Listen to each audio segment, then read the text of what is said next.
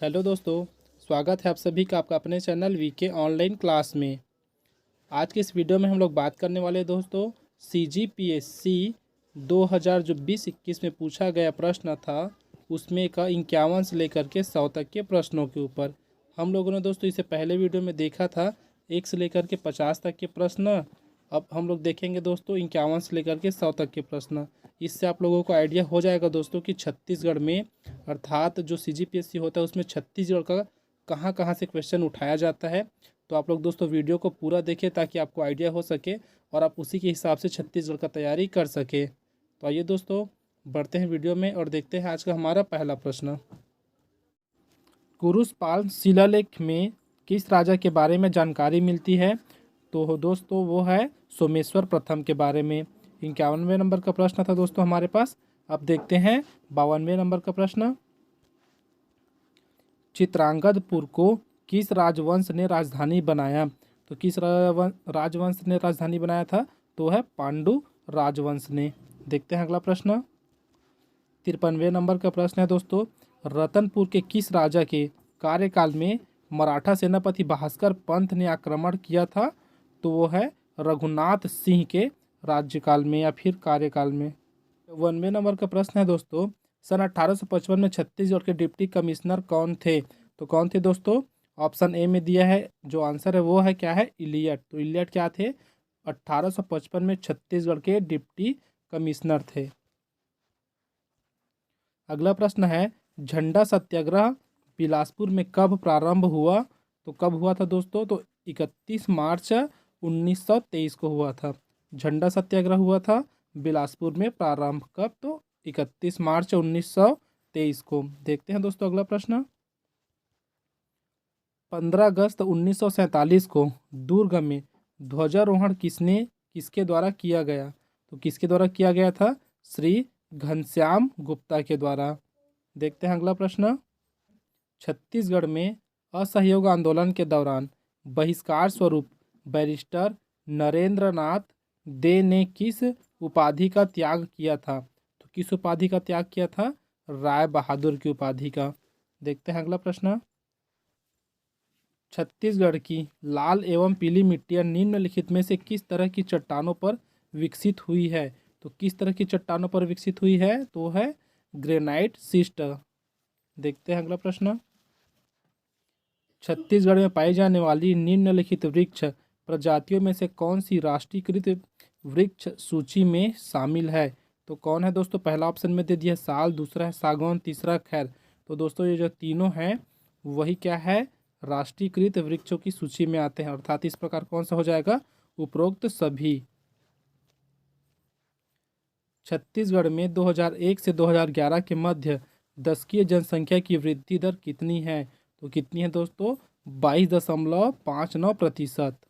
61वें number का प्रश्न है दोस्तों, छत्तीसगढ़ की निम्नलिखित मिट्टियों के स्थानीय नाम में से कौन सा सही नहीं है? तो पहला ऑप्शन में दिया है पीली चिकनी मिट्टी, इसको बोलते हैं मटासी, काली मिट्टी, कन्हार। उसके बाद ऑप्शन सी दिया है काली एवं पीली मिट्टी का मिश्रण, इसको लिखा है कक्षार। तो ये हमारा क्या हो जाएगा दोस्तों? इसको हम लोग इस नाम से नहीं जानते, तो हमारा आंसर क्या हो जाएगा? Option C. देखते हैं अगला प्रश्न। ई पंचायत पुरस्कार 2020 के अंतर्गत पंचायतों के सशक्तिकरण के लिए आईसीटी के उपयोग में छत्तीसगढ़ को पूरे देश में कौन सा स्थान मिला है? तो कौन सा स्थान मिला है दोस्तों? दूसरा स्थान मिला। इसको आप लोग याद रखना, ये आने वाले एग्जाम के लिए भी बहुत महत्वपूर्ण है कि 2020 में कौन सा स्थान में था? तो दूसरा स्थान में था। देखते हैं अगला प्रश्न। अगला प्रश्न है, निम्नलिखित में से छत्तीसगढ़ का कौन सा कृषि जलवायु क्षेत्र सबसे कम वर्षा प्राप्त करता है? तो ऑप्शन में दिया है दोस्तों छत्तीसगढ़ का मैदान, बस्तर का पठार, उत्तरी पहाड़ी क्षेत्र, उपरोक्त में से कोई नहीं।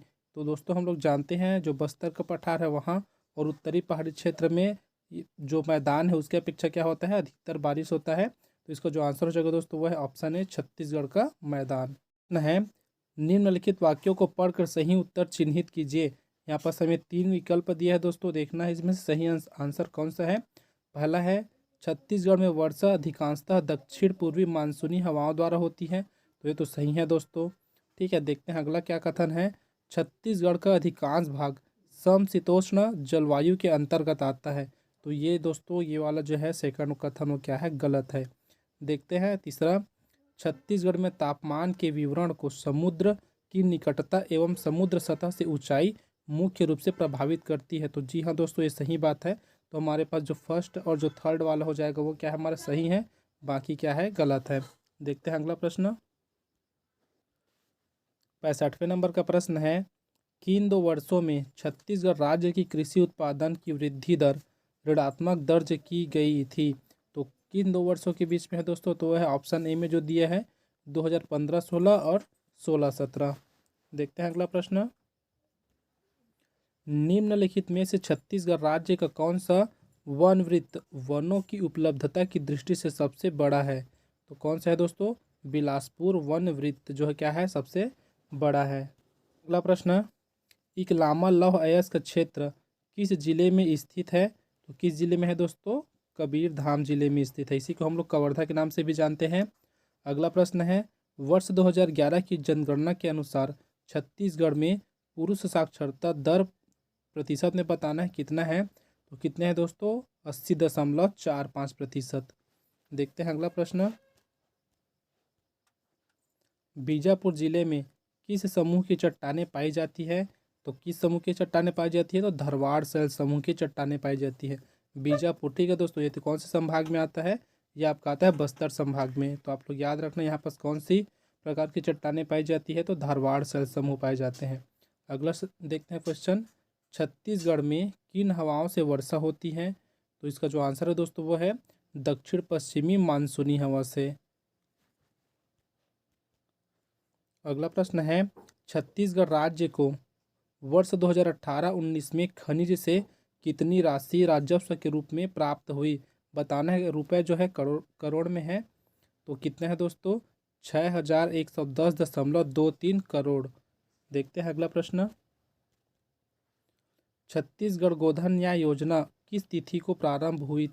तो किस तिथि को हुई थी दोस्तों, तो 20 जुलाई 2020 को। देखते हैं अगला प्रश्न, किस योजना के माध्यम से नरवा, गरुवा, घुरवा और बाड़ी का अभियान छत्तीसगढ़ शासन द्वारा किया गया है। तो किस अभियान के तहत है दोस्तों, तो वह है सुराजी ग्राम योजना के तहत। देखते हैं, छत्तीसगढ़ राज्य में वर्तमान में कितनी कृषि उपज मंडियां कार्यरत है। कितनी है दोस्तों, तो 69। छत्तीसगढ़ प्रदेश में ग्रीष्म ऋतु में चलने वाली हवाएं क्या कहलाती है। इसको तो आपको सभी को पता होगा दोस्तों, तो क्या कहलाती है, वो है लू कहलाती है। देखते हैं अगला प्रश्न, ढुकू विवाह किस जनजाति में प्रचलित है। तो वो है कोरवा जनजाति में होता है ढुकू विवाह। अगला प्रश्न है, छत्तीसगढ़ी लोक साहित्य का अध्ययन के रचनाकार कौन है। तो कौन है दोस्तों, दयाशंकर शुक्ल जी क्या है, तो छत्तीसगढ़ लोक साहित्य का अध्ययन के रचनाकार है। बहुरा चौथ का पर्व कब मनाया जाता है। तो कब मनाया जाता है, भादो शुक्ल चतुर्थी को मनाया जाता है बहुरा चौथ का पर्व। प्रश्न है, खम्ब स्वांग किस जनजाति के द्वारा किया जाता है। तो वह दोस्तों ऑप्शन ए में जो दिया है कोरकू जनजाति के द्वारा किया जाता है खम्ब स्वांग। अगला प्रश्न है, किस जनजाति के युवा गृह को गीतू ओना कहा जाता है। ठीक है दोस्तों, इसको आप लोग अच्छे से देखना क्या लिखा है, तो गीतू ओना कहा जाता है किस जनजाति के युवा गृह को। तो वो है बिरहोर जनजाति के युवा गृह को गीतू ओना कहा जाता है। देखते हैं अगला प्रश्न, निम्नलिखित में से कौन भरथरी गायन के लिए प्रसिद्ध है। ऑप्शन ए में दिए है श्रीमती ममता चंद्राकर, ऑप्शन में बी दिया है श्रीमती सूरजबाई खांडे, ऑप्शन सी दिया है श्रीमती तीजनबाई, ऑप्शन डी दिया है सुश्री रितु वर्मा। तो इसका जो आंसर हो जाएगा दोस्तों वो है ऑप्शन बी में जो दिया है श्रीमती सूरजबाई खांडे। अगला प्रश्न है, छत्तीसगढ़ के लोकगीतों का राजा किस गीत को कहा जाता है।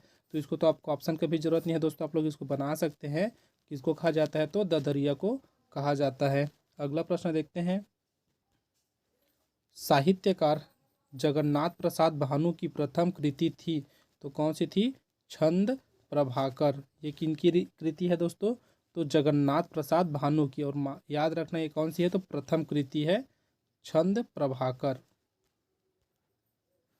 अगला प्रश्न है, छत्तीसगढ़ के सरगुजा में कौन सी जाति धातु मूर्तिकला का कार्य करती है? तो वो है मलार जनजाति। कहाँ करती है दोस्तों? तो छत्तीसगढ़ के जो सरगुजा है वहाँ पर, उसके एरिया में।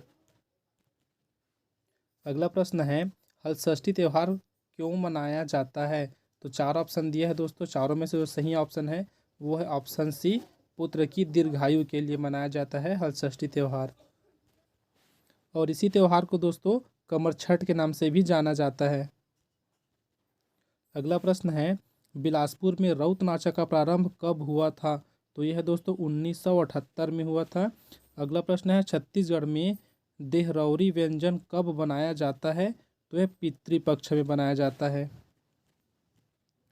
अगला प्रश्न है दोस्तों, गणतंत्र दिवस परेड 2020 में दिल्ली राजपथ पर छत्तीसगढ़ की झांकी में किस लोक नृत्य की प्रस्तुति की गई थी?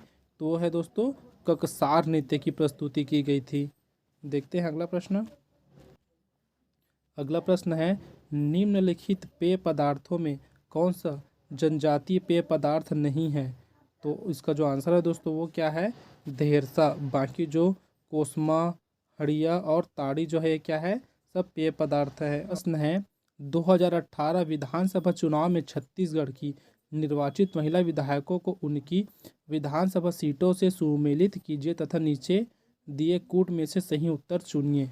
तो हमारे पास जो पहला पक्ष में दी है वो है महिला विधायक, दूसरा है निर्वाचन क्षेत्र। तो हमको बताना है दोस्तों कौन महिला विधायक किस निर्वाचन क्षेत्र से है। तो हमारे पास जो पहला में दिया है वो है ममता चंद्राकर। तो ममता चंद्राकर का जो निर्वाचन क्षेत्र है वो है पंडरिया। ऑप्शन में दूसरा देखते हैं, रश्मि सिंह। तो रश्मि सिंह का जो निर्वाचन क्षेत्र है वो है तखतपुर। इंदु बंजारे का जो निर्वाचन क्षेत्र है वो है पामगढ़। और जो रंजना साहू है उनका जो निर्वाचन क्षेत्र है वो है धमतरी। तो इसके हिसाब से अगर हम लोग देखें दोस्तों तो हमारे पास जो ऑप्शन में ए दिया है वो हमारा सही है। देखते हैं अगला प्रश्न। अगला प्रश्न दिया है, छत्तीसगढ़ के इतिहास की निम्नलिखित घटनाओं पर विचार कीजिए। अब उसके बाद दिया है उपरोक्त घटनाओं का सही कालानुक्रम है। तो हमको बताना है कौन से क्रम में है ये।